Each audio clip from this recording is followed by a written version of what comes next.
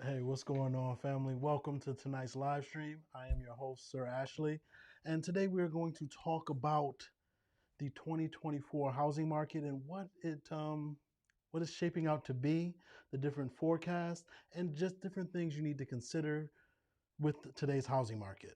There's a lot of stuff going on. We've had challenges with inventory, inflation, and interest rates for what almost this whole year, whole 2023. So we're seeing those challenges wane a little bit and how that will impact buyers and sellers going into 2024. So that's what we're going to touch on today. Thank you all for tuning in. I know it's been a while since I've since I've done a live stream, and bear with me. I'm trying to see how I get to pull up the chat to where I can see who's here. If you leave any comments.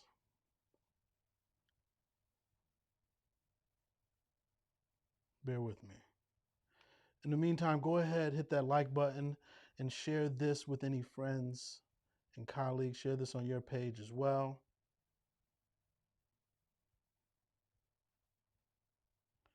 Options.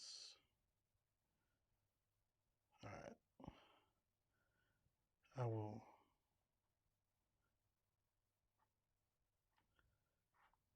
get to that in a second.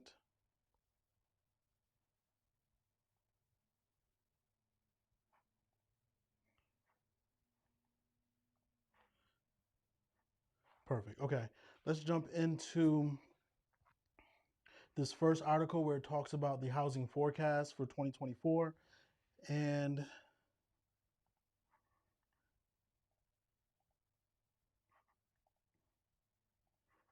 do that right now. Here we are.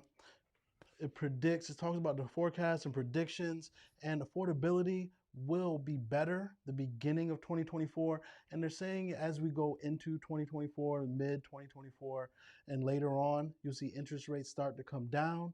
And as interest rates come down, as you all know, that will lower the monthly payment.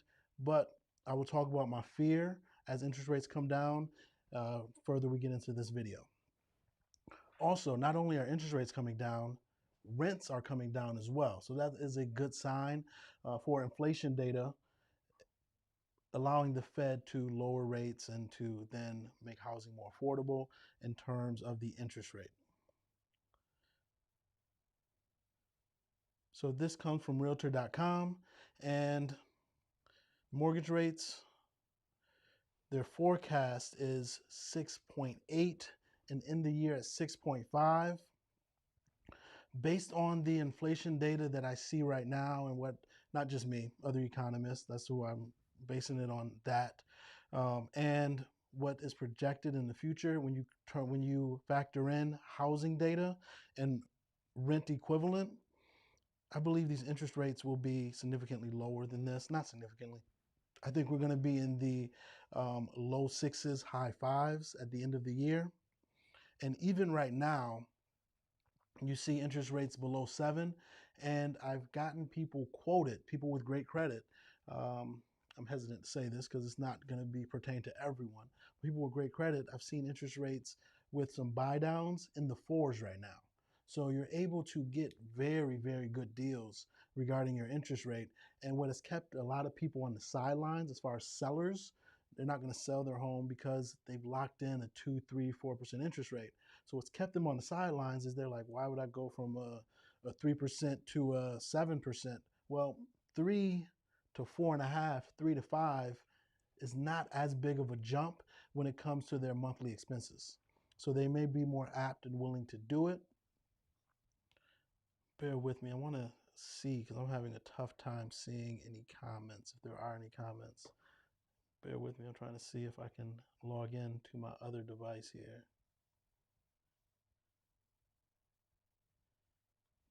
All right. So we have that going on. And then home price appreciation based on realtor.com. Their forecast is they say home prices will go down 1.7%. Now, is that the crash everybody was hoping for, wishing for, wanting when it comes to affordability? Absolutely not. But when you talk about interest rates, mortgage interest rates coming down and home prices coming down some, that will improve affordability. And what most people don't get is, or quite understand with the numbers, is that yes, you can lower the purchase price 10, 20, $30,000, but what will actually make a huge benefit to the person making the mortgage payment is not the purchase price coming down, it is the interest rate coming down. We did the math recently for a house for a client of mine, and we were trying to figure out how should we position our offer. And we figured, as opposed to, actually I put out a video recently as well, but this is a different scenario. As opposed to getting them to reduce the price 30,000, we got them to do rate buy downs and pay for closing costs and all that, to where their monthly payment is actually less without them reducing the price $30,000 because of the rate buy down, the interest rate buy down, and paying the closing costs and all that stuff. So there's ways in which you can finesse your monthly payment to where it is affordable and feasible for you, even if the price stays high. And that's what I think is going to happen without jumping the gun. I don't think home prices will go down 1.7% based on what I'm seeing. Based on, granted, I'm in the Carolinas. Every market is different. So I don't want you to base your opinion on the market. If you're in California, by what I'm saying and what I'm seeing here in the Carolinas. In the Carolinas, I think prices will either stay steady, and that's the hope. But I really think they're going to go up based on the demand and what I'm seeing. Just as what the past week and a half, interest rates came down, and there's been a flood of buyers hitting the market. Our phones have been ringing. People have been going to our websites, filling out forms to be a buyer. So if you're interested in buying or selling in the Carolinas, please reach out to my team and I. Contact information is in the description below. We are here to help and guide you through this process to just see if it's a good time for you to buy. It's not a good time for everyone to buy. As I mentioned earlier, rents are coming down.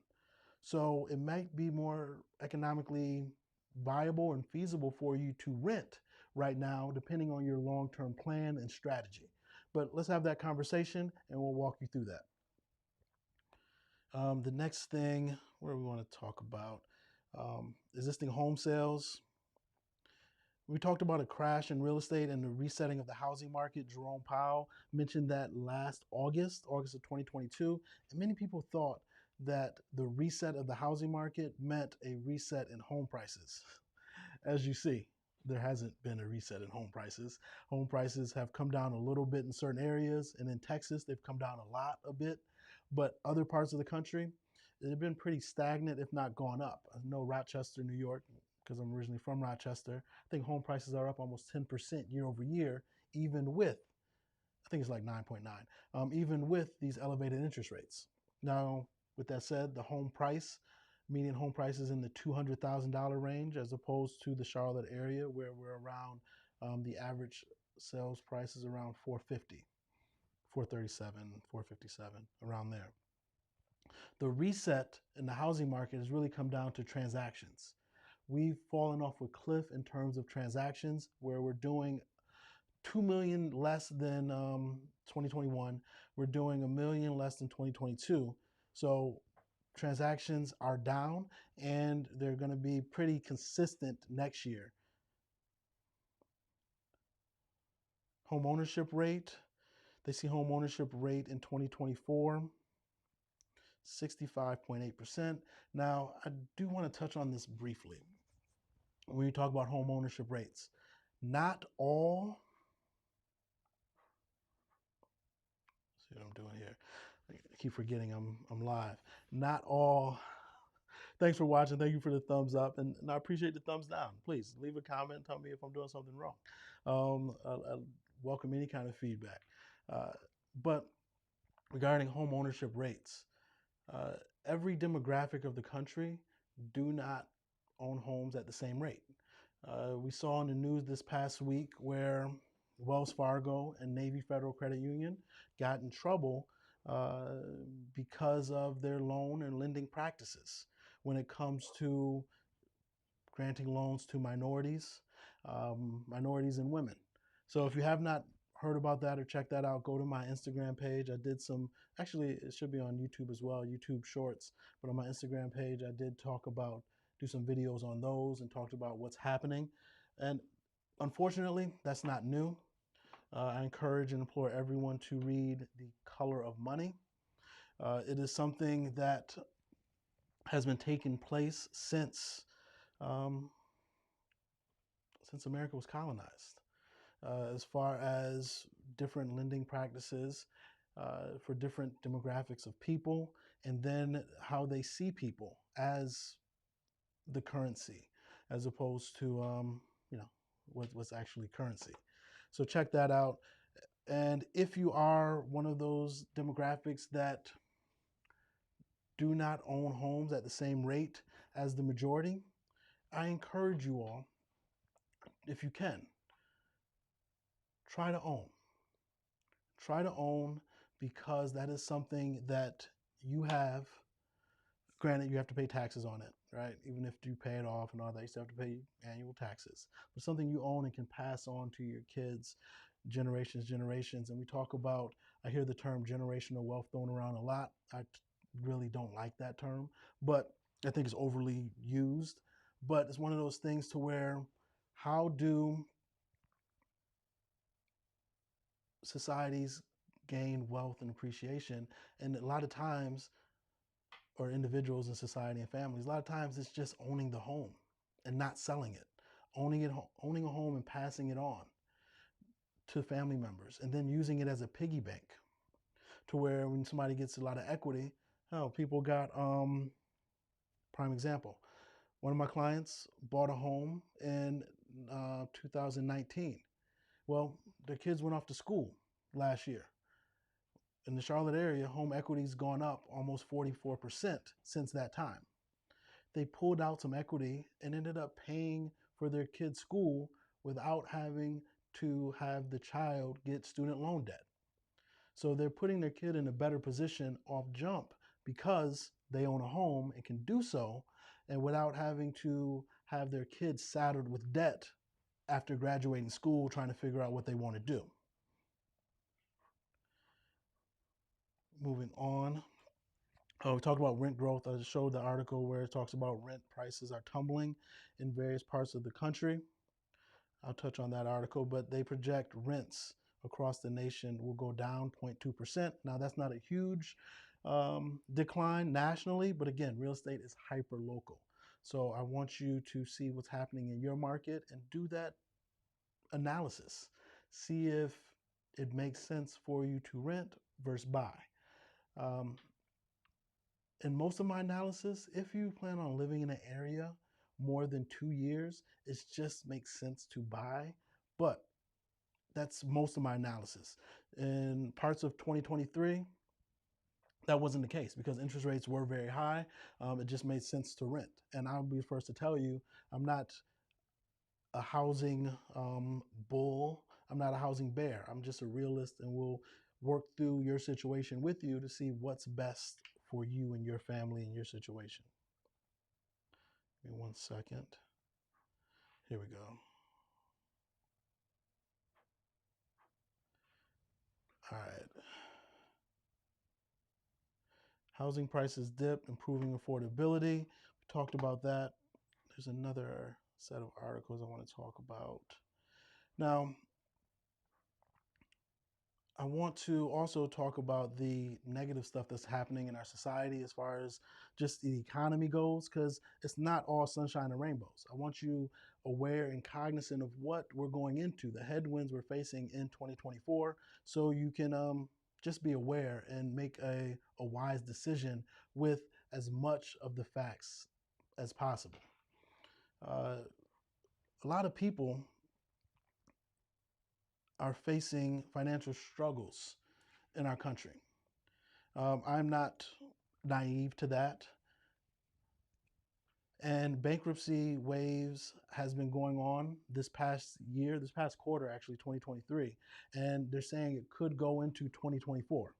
Now, based on the economy, I don't think we're going to face any any recession. That's my prediction right now, the 17th of December. But I do see a rolling recession, meaning different sectors of the economy will be hit at different times. So different sectors of the economy will experience a recession. Oh, in 2023, you can argue that housing experienced a recession with the number of transactions that went down.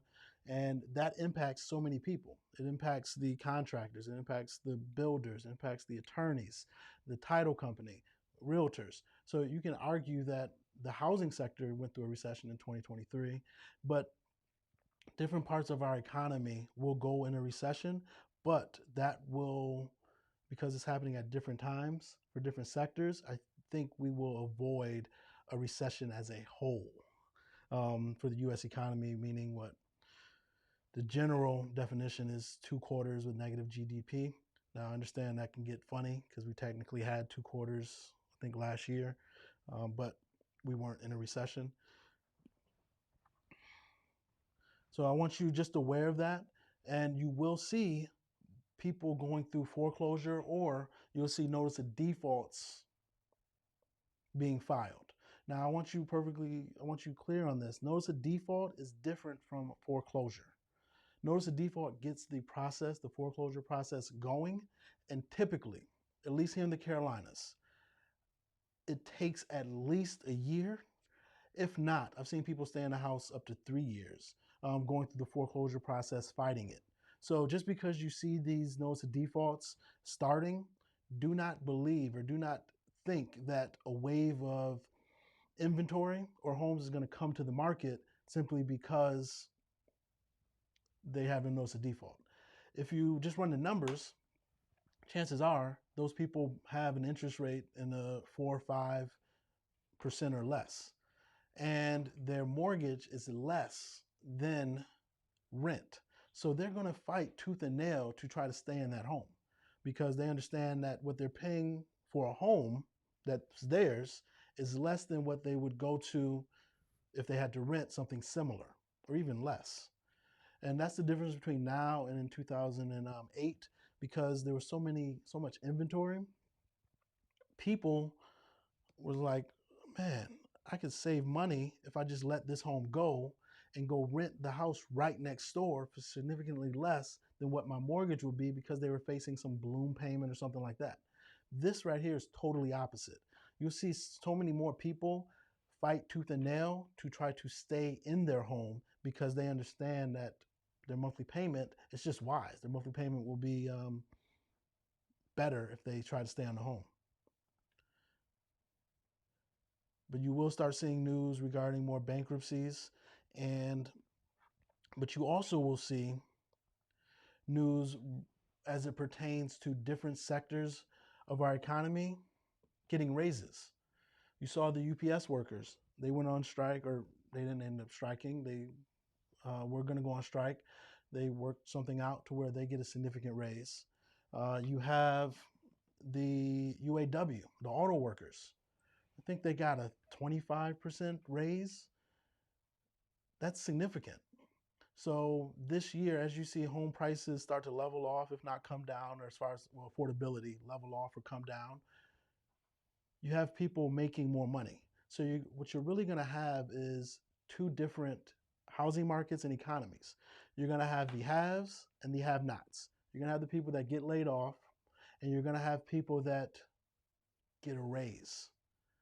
And that dichotomy or that dynamic is just going to be exacerbated between the haves and have-nots in our society as we go into 2024. And it's not a good thing, but it's one of those things that there's always been a have and have-nots. The best thing I can say is to learn the system, learn the game, put yourself in position to win at the game in the system, and to just capitalize from those around you. So if you are working in a certain sector where employment is iffy, what can you do to learn a new skill, learn a new trade, to put yourself in a different sector where jobs are not guaranteed but more guaranteed and you can earn more money. Right now we have access to supercomputers in our phone, in our pockets all times of day. We just don't take advantage of it. You have so many different ways in which you can learn things with our phones. Somebody mentioned it last week to me. Udemy is an app where you just have tons of courses, and it's a website, tons of courses where you can learn just about anything. You have YouTube University, where you can learn about just about anything on YouTube. Um, I have a buyer, actually, a client, who did not know anything about cybersecurity before COVID. Took that time during COVID to learn, get credentialed, and now she's making it's coding in cybersecurity. Now she's making what, over six figures, and she's never made six figures prior to that. But she used this time wisely to learn a skill. So again, we have tools around us. It's just how are we willing? Are we willing to get uncomfortable to be able to put ourselves in a comfortable position? Nothing's guaranteed, but a comfortable position as we move forward, because you don't want to get caught in the crosshairs between the haves and have-nots. You don't want to say what I wish I did. Now, this website, Narada, they are notorious. I like checking, again, pros and cons, housing bears and housing bulls. This website typically is a housing bear, meaning they're always talking about a housing crash and the negative side of real estate. And I saw this article there, will it crash again? Like what, will it crash again in 2023 or 2024 regarding the housing market? And this article was produced on the 12th, so last week. And bottom line is they don't believe the housing market will crash. There's several factors. One of the factors is the strong housing demand.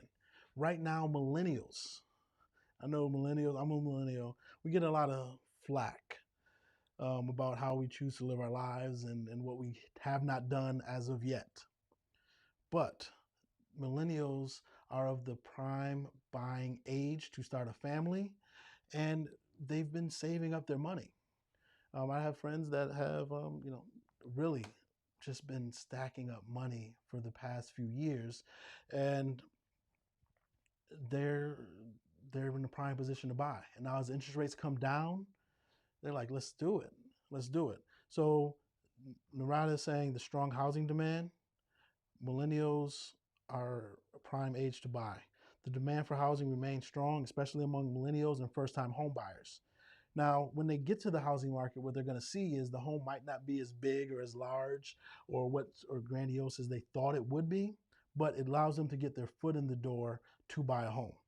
And we can't forget that there's still limited housing supply. You see, we are about 4 to 5 million homes short in terms of supply. And reason why that is it's because of 2008. Because of 2008 happened, a lot of builders went bankrupt. And even the builders that stayed around did not produce or build, homes at a rate or a pace that kept up with demand or the population. So now we have this population of millennials wanting to buy, ready to buy, and there's just limited supply. So because of that, the demand supply equation, that's where a lot of people got it wrong regarding interest rates. They thought the housing market would crash at 8% interest rates or 7% interest rate, but they weren't factoring in there's still a supply demand equation that has to be accounted for. And with interest rates coming down, that's only going to bring more demand to the housing market. More people can afford it, more people can get approved. And with limited housing supply, my fear is that because more people are coming to the market, prices will go up. Let's see what else this article says. Will it crash again?